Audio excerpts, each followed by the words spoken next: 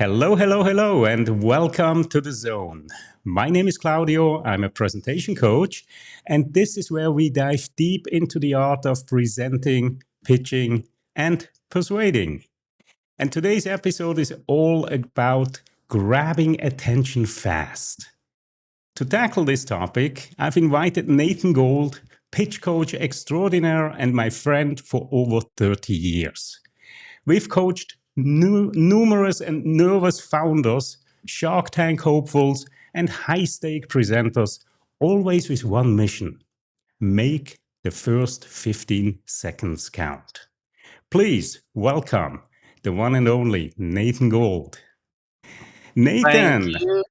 Thank real you. pleasure having you on the show. Hello and welcome back. This is your, I don't know, I stopped counting how often you appeared here. As a matter of fact, this program only exists because of you and I starting this somewhere way back in 2020 as a pitch review show.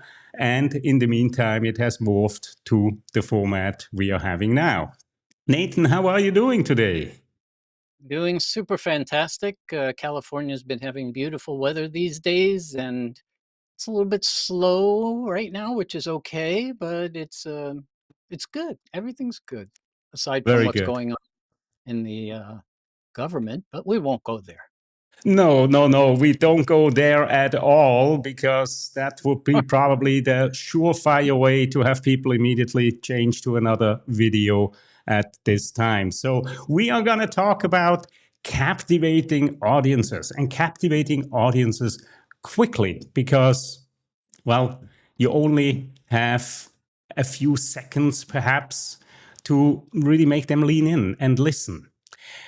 You chose this topic, Nathan. This is something that is near and dear to your heart. Tell me why.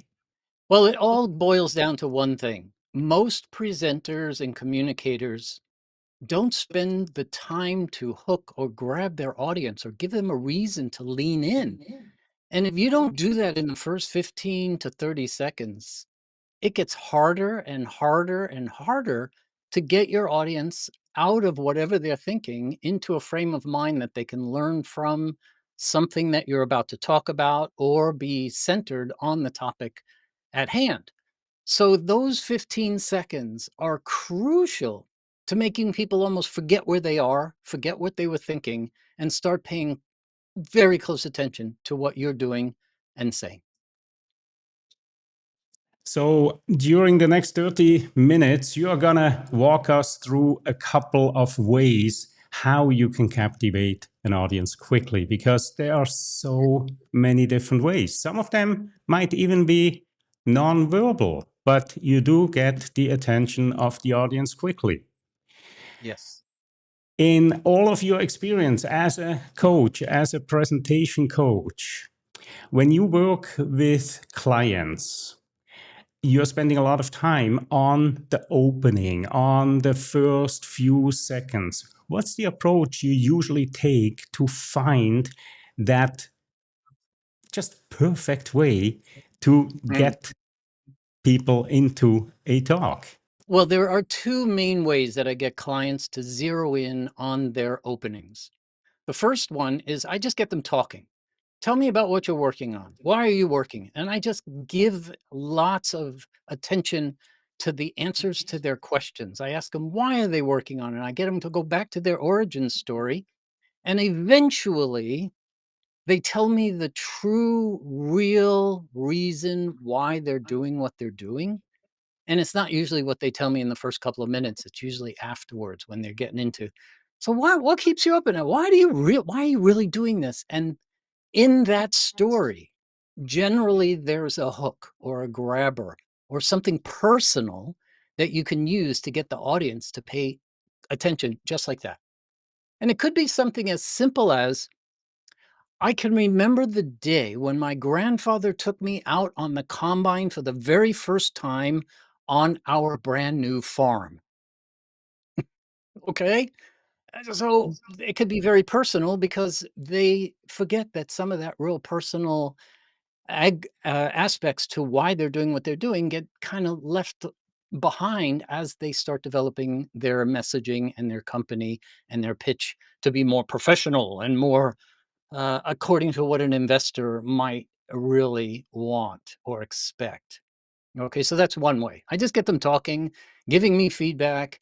And then the other way is to take all of their website content, or maybe their about page, or their FAQs, and put it into ChatGPT and pummel ChatGPT with questions that will help you in your creativity.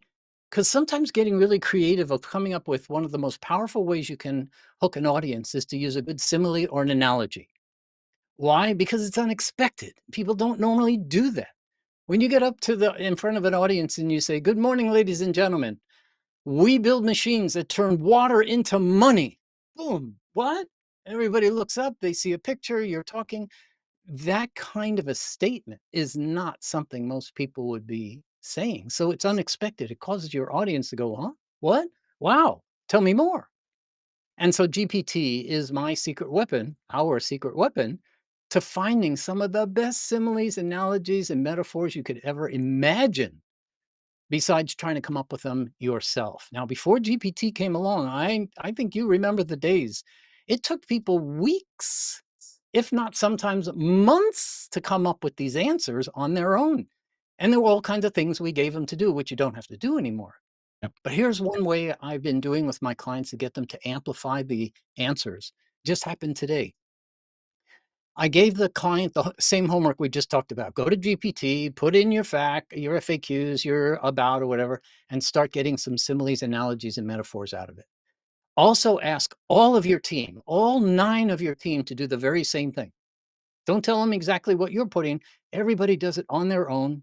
And then you collect all the answers, stick them into a notebook LM so that you don't get any hallucinations, and you start categorizing it, because you may need an opening for an investor pitch, which is different than an opening or a hook that you would need for perhaps a customer presentation, which may be different than what you need for a keynote or for a TED talk or for a Shark Tank performance. It's you can't use the same one all over the place, but GPT can really help you come up with some very creative ideas, and you should be paying the $20 version to get the best results, not the free version. You'll get the Swiss Very Army good. knife in the free version for no matter what you're doing. But that's a Yeah. cliche, it's too overused, and finding something more personal. You'll feel it, you'll know it as soon as you go, "Oh, that's it. Why didn't I think of that?" So, with all of the clients that you worked with AI, is there one opening line or one specific expression that you remember so vividly that came out of that work with ChatGPT or Notebook LM or any of the other tools? Probably the most effective one that I've seen happen came from a woman that I had been working with for many years, or she had been working on this for many years. And a couple of years ago, she was with talking to me on the phone about it, and she said, "I still haven't come up with how to introduce what we do and make it fun, make it." So we were just going back and forth a little bit, and I asked her to put some things into GPT that she hadn't tried before. And I asked her to use words like compelling, persuasive, fun similes, as opposed to just saying, "Give me similes," and who the audience was. And this happened to be investors. And she eventually got an idea from a greenhouse. So the GPT was giving her feedback that what you're doing is a little bit like what a greenhouse does for baby plants, but you're doing it for the unhoused people. And when she Mhm. told me, when she came up with that, like right on the spot, she broke down into tears. And I'm not saying it wasn't my fault that but it was a 6-year journey to coming up with something as powerful as that. When she heard that, she thought, "Okay, that is exactly what we do for the unhoused or homeless people. And we're like a greenhouse for them." And And from there, she has since blown out her entire investment pitch to have a greenhouse on every single page. And she drew further analogies to what the greenhouse does for plants that she's doing for unhoused people, feeding, nurturing. It was just a beautiful fit, and you know it in your heart when you find that perfect simile or analogy that everybody you say, "Oh, we're like a we do what a greenhouse does for plants, but we do it for unhoused people." Whew. That's all you have to say, and people will remember that, kinda like they do the Forrest Gump line from Yep. that movie where he's sitting on the bench. Do you remember what he said? Of course you do, right? Life is like a box, Uh, actually, he said, "My mama said life is like a box of chocolates. You never know what you're going to get." And before GPT came along, I would tell people, take that line, "Life is like a box of chocolates. You never know what you're gonna get," and change life to the name of your company is like what? And then tell us what it means. That kinda got people moving in the right direction, but when you have GPT to help you, "Give me 10 powerful similes, analogies, and metaphors around this topic." Boom. Ugh, ugh. Give me more like numbers 5 and 7. Okay, now we're getting somewhere. And you keep going. And in like 15 minutes, if you don't have something like 80, 90% of your answer in 15, 20 minutes, you're not prompting it properly. It's on you, not GPT. And this is very interesting because you are using it to complement what Oh, you yeah. are doing, right? It's not because I think a lot of people are afraid using tools like this will take away the personal touch Oh, of a presentation, right? But in your case, you're really just truly finding inspiration and let yourself be inspired by these tools. So I love this story about the greenhouse, right? This is a beautiful metaphor that mm, the person never could have come up with themselves or wouldn't have come up with themselves. With AI, all of a right. sudden that metaphor is here in the room, and then it's all about internalizing it, That's right. making it your own, right? That, So that's right. Nathan, before you were talking about the different kinds of presentations, an investor pitch versus a customer presentation, or maybe a presentation to your team. When it comes to captivating those audiences, what's the difference and how do you approach that difference? How do you make it so that an investor is captivated from the beginning on in a different way than perhaps a customer would? Yes. Excellent question. Investors typically care about having more fun than they typically have in an investor pitch. Most investor pitches are kind of boring. Good morning, ladies and gentlemen. My name is Nathan Gold. I'm the CEO of this fantastic company, and I'm excited to tell you all about our AI technology that's going to change the world.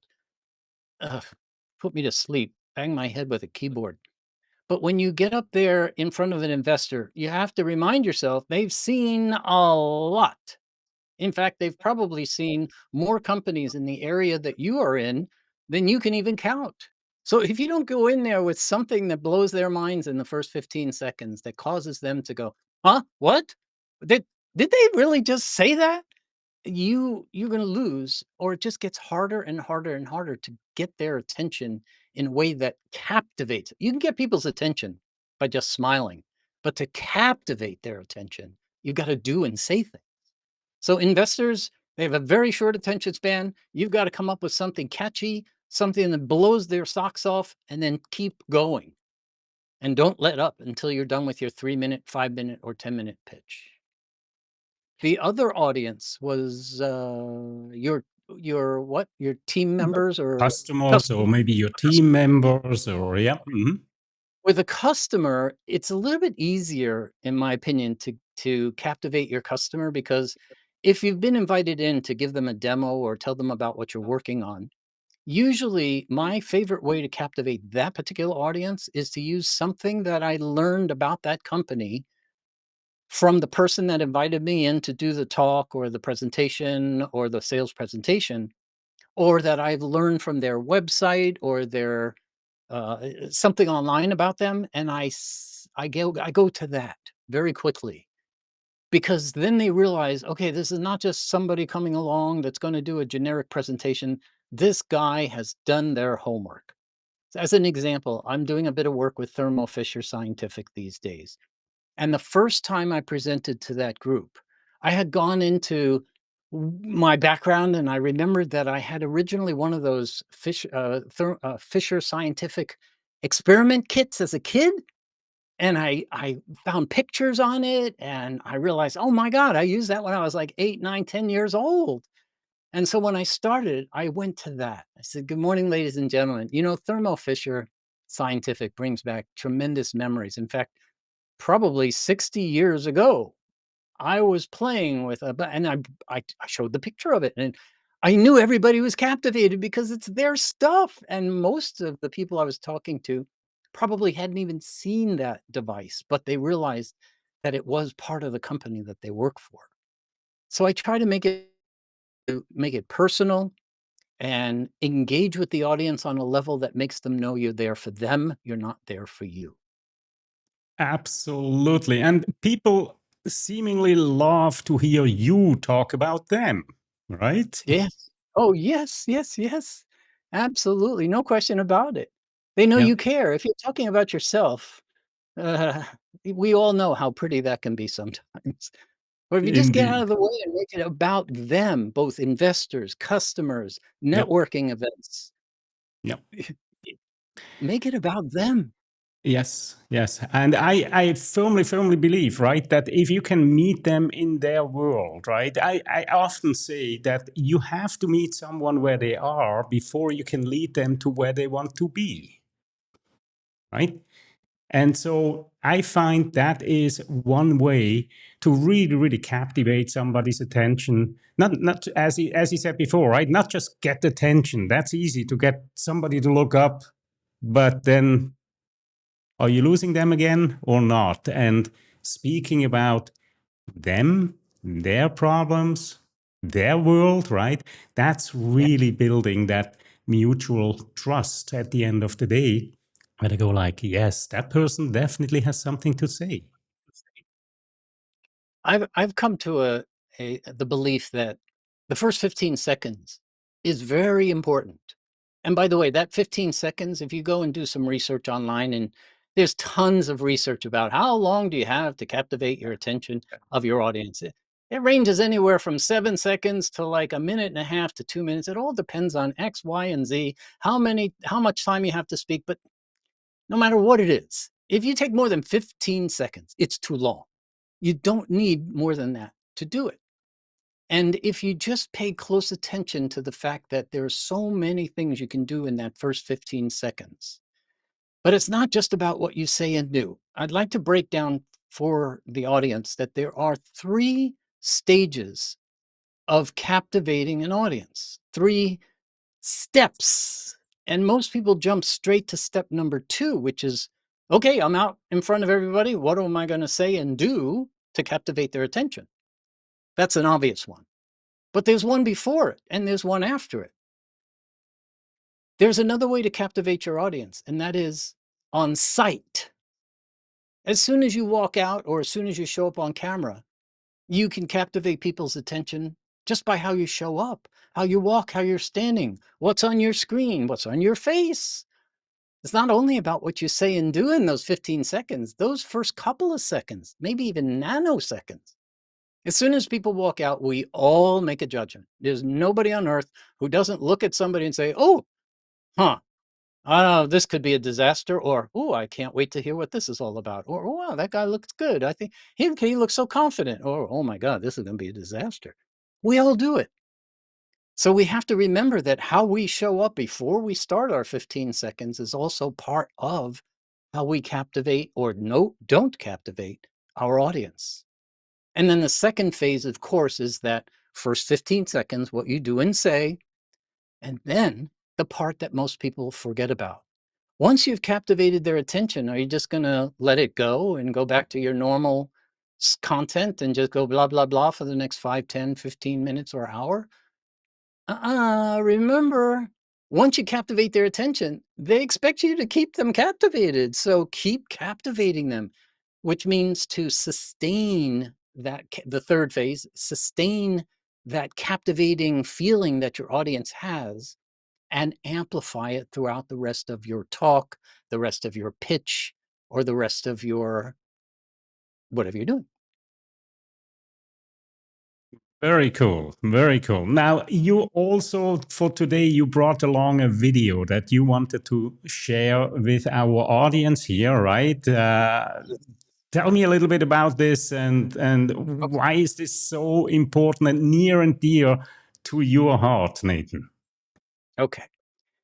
So the video we're going to play for you is the first 24 seconds of a TED Talk by Shane Kozian, I think it's pronounced.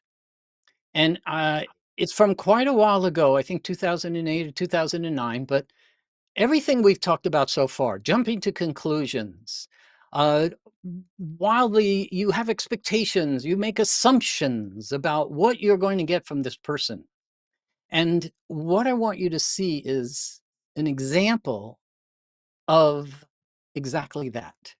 I'm going to have Claudio play just 24 seconds of this. Now, I want you to watch very closely on when Shane walks out to his point on the red carpet and what he does. Pay very close attention, and then what he says right after he gets to that mark.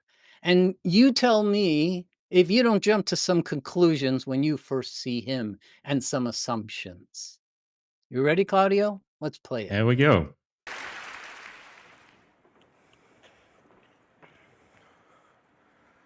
There's so many of you.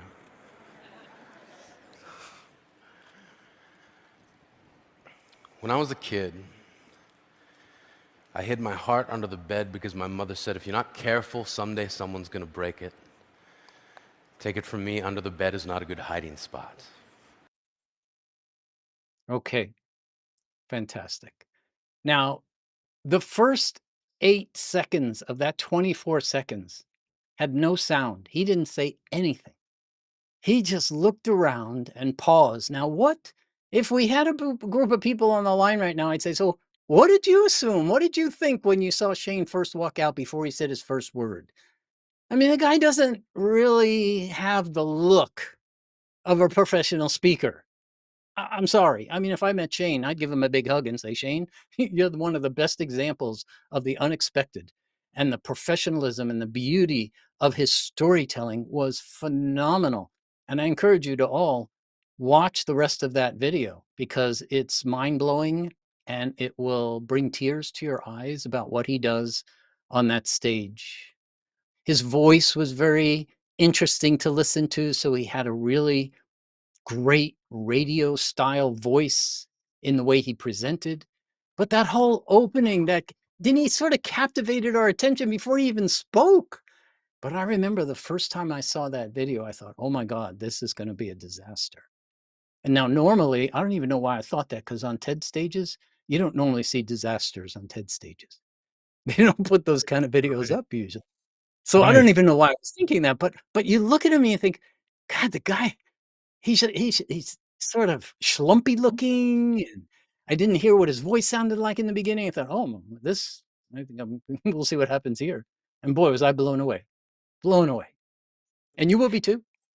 I watched this video after you made me aware of it, and you are absolutely correct. You know, if you watch the whole thing, it's an extremely emotional presentation. He really will touch your heart at some point or another. There is no question about it. And I believe that, you know, if our audience takes anything from this conversation here, it's that you don't need to be that polished, you Mhm. know, that presenter image that we have in mind, especially not in today's world anymore. We are living in the 21st century, and you know, it's not just suit and tie and proper haircut and so on. There are other ways to really build that connection, and this is seemingly the way. And when I look at TED presentations and TEDx presentations, right, often it's the ones that are not the most polished ones that Right. capture my attention and make me lean in and say, what does this person has to say? So what is your opinion about, you know, the extra styled person versus the person Oh, that really has something to say? if the really styled person comes across as authentic, real, believable, and trustworthy in their suit and tie and their prim and proper, I'm fine with that. I don't think the audiences typically object to somebody that's dressed professionally unless they're coming across as disingenuous. So if you're trying to use your clothing to make you seem more professional and you're not, or more honest and authentic and real and you're not, you can't fake that sort of stuff. So I'm good either way. I love the Shane look from the standpoint of it's unexpected, and it doesn't matter what you look like. You can captivate any audience, anytime, anywhere. I mean, look, he did it in front of Bill Gates, Warren Buffett, and Al Gore. You can do it anywhere to anyone. So Yeah, yeah, it absolutely. really is. If you are genuine and you feel more confident dressed to the nines and it's appropriate in that situation, then do it. If Yeah. nobody's dressing with a tie, I probably would pull back on that a bit, especially in certain parts of the world. If you put a tie on, they would think you're weird. Like, what are you even doing? So I try to be a bit of a chameleon, but I also do things that make me stand out without standing out. Like I'll wear red sneakers or cowboy boots. I just wanted to go there. I just wanted to go there. I know you are a person that really, really understands that you're making a first impression before you open your mouth, right? So what Right. you just gave it away, the sneakers, the cowboy Yeah. boots. How did you come up with that? Well, the cowboy boots I came up with because I love how they feel on my feet. I Mhm. don't wear them very often because they're not that comfortable to walk in, but I really do love how they feel. And for standing on stage, they really are very comfortable, although they don't look comfortable. And so when we went away from ties 10, maybe more years ago, when people stopped wearing ties, I moved to these mock tees. I like a mock tee. I don't like to have the hair on my chest showing, so I like a mock tee. And I thought, well, what can I do? I don't want to wear weird pants. I don't want to wear weird shirts. I like, I like professional looking shirts and I like comfortable pants. So what could I do? Oh, cowboy boots. So I put my cowboy boots on one day and went out to do a presentation. And probably 5 or 6 people out of 30 people came up to me afterwards and said, "Hey, those are pretty cool boots you're wearing there. That's pretty cool." Huh?" So I thought, okay, all right. And then I wore them again and again and again. And now if I don't have to travel, if I have to travel, I don't bring cowboy boots with me. They're too much. I'll bring my red sneakers. And the Yes, red another way. sneakers I love. Hmm. I love to wear red sneakers because there is something known as the red sneaker effect. I didn't make it up. And I didn't realize this until I wore red sneakers one day and somebody walked up to me and said, "Nathan, are you using the red sneaker effect today?" What's that? And basically it's if you are willing to put a pair of red sneakers on and walk up in front of an audience, you're one of those people who aren't necessarily one to conform to the norms necessarily. You're willing to go out on the edge a little bit. You're willing to do something a bit different than what most people will do in front of others. And so I wear red sneakers for the fun of it. I don't talk about the red sneaker effect to people, but I do get comments. Hey, those are pretty cool red sneakers. I love So it. I use those two things, my sneakers or my boots. I love it. I love it. And I think, you know, the main message here is do whatever is most comfortable to you because at the end of the day, the way that you feel about yourself, about the situation that you are in, it reflects in everything you do and say. So just make sure that you are most comfortable doing what you do.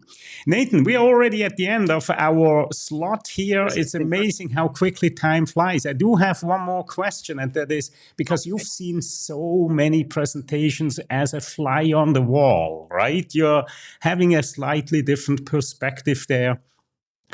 If you could go back and rewatch one of these presentations that you've seen as a fly on the wall, what would it be, and what made that presentation so outstanding?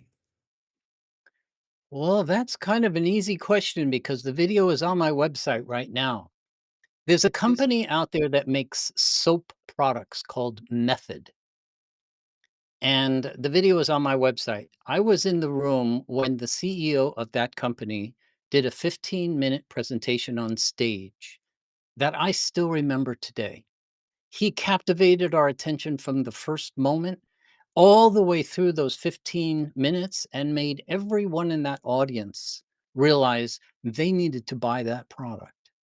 And we use Method now today, 10 or 12, I think it was 12 years ago. We still use Method today because it's not shipping water, it's just shipping the soap. You add the, it's just one of those presentations that stuck so deeply in my mind that I kept telling people about it over and over and over again. I probably am one of the best evangelists for the Method Soap Company.